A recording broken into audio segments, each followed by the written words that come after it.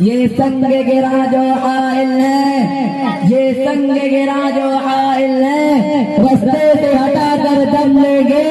یہ سنگ گرا جو حائل ہے، رستے سے ہٹا کر دم لیں گے۔ ہم پھول بھی ہے تلوار بھی ہے، باطل کو مٹا کر دم لیں گے۔ الحمد لله وكفى وسلام على عباده الذين اصطفى. أما بعد فقد قال النبي صلى الله عليه وسلم: من تزوج امرأة لعزها لم يزد الله إلا ذلا، ومن تزوجها لمالها لم يزد الله إلا فقرا، أو كما قال عليه الصلاة والسلام. صدر محترم، حکم صاحبان، استاد مکرم جناب حضرت مولانا غفران ساحل ندوی صاحب اور قاری آصف صاحب دامت برکاتہم العالیہ، گرامی قدر سامعین کرام، اور اپنے اپنے گھروں سے طمانینت و سکون کے ساتھ میرا خطاب سن رہی میری پردہ نشی ماں اور بہنیں، آج کے اس پررونق بزم میں میری تقریر کا عنوان ہے جہیز اور ہمارا معاشرہ۔ اس وقت میرا موضوع سخن ہمارے معاشرے کا وہ ناسور ہے جس نے زندگی کی بنیادوں کو ہلا کر رکھ دیا ہے، سینکڑوں ہزاروں گھروں کو تباہ و برباد کر دیا ہے، کتنے ہی جذبات کو مسل کر رکھ دیا ہے۔ یہ وہ بیماری ہے جسے آپ جہیز کے نام سے یاد کرتے ہیں۔ میں نے خطبہ کے بعد ایک حدیث شریف پڑھی ہے، اس میں حضور پرنور محمد عربی صلی اللہ علیہ وسلم کا پاک ارشاد ہے کہ جو شخص عزت حاصل کرنے کے لیے شادی کرے گا تو رب ذوالجلال ایسے شخص کو ذلت کے سوا کچھ نہ دیں گے، اور جو شخص مال کے لالچ میں شادی کرے گا تو اس کو فقر و فاقہ اور تنگ دستی کے سوا کچھ نصیب نہ ہوگا۔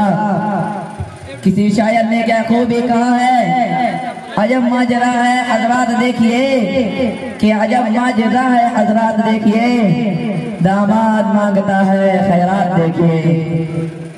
پیارے دوستو، اخبارات کی سرخیاں ابھی غیر قومی کے بارے میں نظر آتی تھی، مگر افسوس صد افسوس کہ رفتہ رفتہ ہمارے اسلامی معاشرے کے اندر بھی یہ وبا پھیل چکی ہے۔ آج اخبارات کے اندر جہیز کے لیے بھیڑ چڑھنے والے کہیں فاطمہ، کہیں رضیہ، کہیں شبنم و فرزانہ اسلامی شریعت کے نام لیواؤں سے یہ کہہ رہی ہیں کہ کاش ہمارے اسلامی شریعت کتابوں اور وعدوں کے بجائے عمل میں آ جاتی۔ مطلب اسلامیہ کے پاجبانوں، آج بھی ان معصوم گوشیدہوں پر ظلم و ستم کے پہاڑ توڑے جا رہے ہیں، جبر و تشدد کی خارجات جاریاں ان کی راہ میں حائل ہیں۔ آج بھی ان عورتوں کے ارمانوں کا خون کیا جا رہا ہے۔ غریب گھرانے کی بچیوں پر خدا کی زمین اپنی وسعت و کشادگی کے باوجود تنگ ہو رہی ہے۔ ساری دنیا پر یہ بات روزے روشن کی طرح آیا ہے کہ جس گھر میں لڑکی جوانی کی دہلیز پر قدم رکھتی ہے اسی وقت سے والدین کی نیند حرام ہو جاتی ہے۔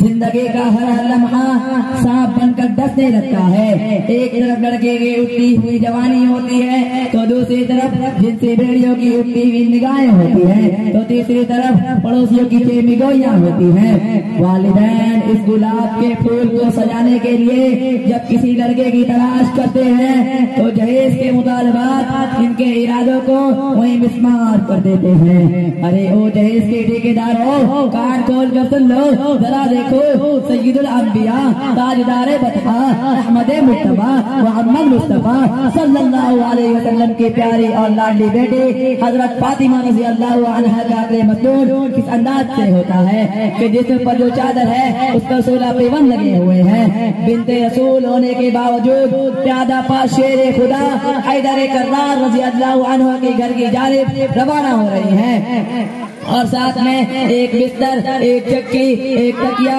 2 مٹکے پر مشتمل مختصر سا سامان علی مرتضیٰ کو پیش کیا جا رہا ہے۔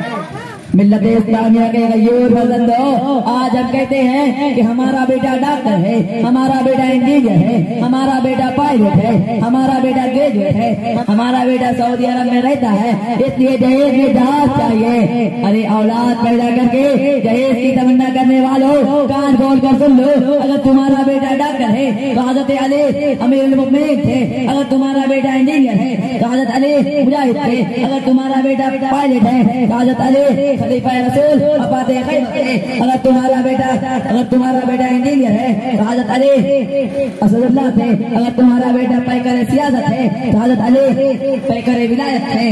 حضرات آئیے ہم سب مل کر اس بات کا عہد کریں کہ اس جہیز جیسی ملعون رسم کو مٹا کر دم لیں گے۔ اب اس شعر کے ساتھ میں آپ سے جدا ہوتا ہوں۔ یہ سنگ گرا جو حائل ہے، یہ سنگ گرا جو حائل ہے، رستے سے ہٹا کر دم لیں گے۔ یہ سنگ گرا جو حائل ہے، رستے سے ہٹا کر دم لیں گے۔ ہم پھول بھی ہے تلوار بھی ہے، باطل کو مٹا کر دم لیں گے۔ وما علینا الا البلاغ۔